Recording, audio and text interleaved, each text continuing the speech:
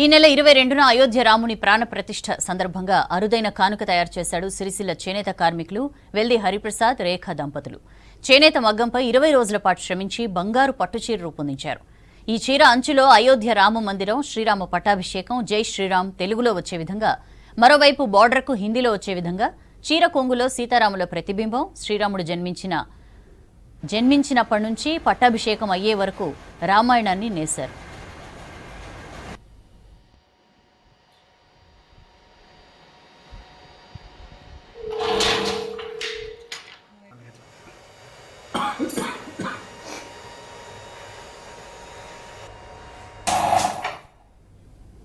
అంతేకాకుండా ఈ చీరను ఎంతో భక్తి శ్రద్ధలతో నియమ నిష్ఠలతో నేశామని నేత కార్మికుడు హరిప్రసాద్ వెల్లడించారు.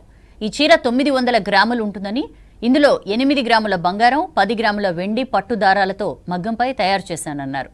ఈసారి గణతంత్ర దినోత్సవంలో పాల్గొనాలని భారత ప్రభుత్వం నుండి హరిప్రసాద్ దంపతులకు ఆహ్వానం అందింది. ఈ చీరను ప్రధాని మోదీకి చూపించి అయోధ్యలోని సీతారాములకు అందిస్తానని హరిప్రసాద్ తెలిపారు.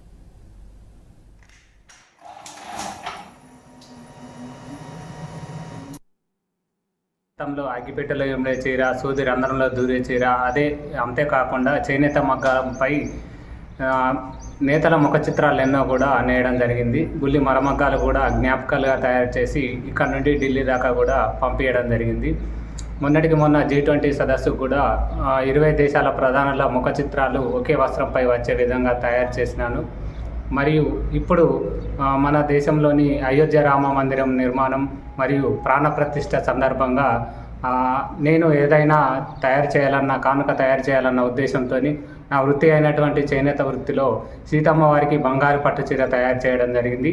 ఈ చీరలో ఒక బార్డర్లో రాముల వారి పట్టాభిషేకం మరియు అయోధ్య రామ మందిరం, మరియు ఇంకొక బార్డర్లో జై శ్రీరామ్ అని హిందీలో వచ్చే విధంగా, మరియు పళ్ళులో రాముల వారి ప్రతిరూపము, మరియు బాడీ మొత్తం కూడా రామాయణంలోని 10 ఘట్టాలు తీసుకొని నేయడం జరిగింది. ఇందులో రాముల వారు పుట్టినప్పటి నుండి పట్టాభిషేకం వరకు రూపాలు వచ్చే విధంగా దీన్ని దాదాపు 20 రోజులు శ్రమించి మేమిద్దరం దంపతులం నేయడం జరిగింది.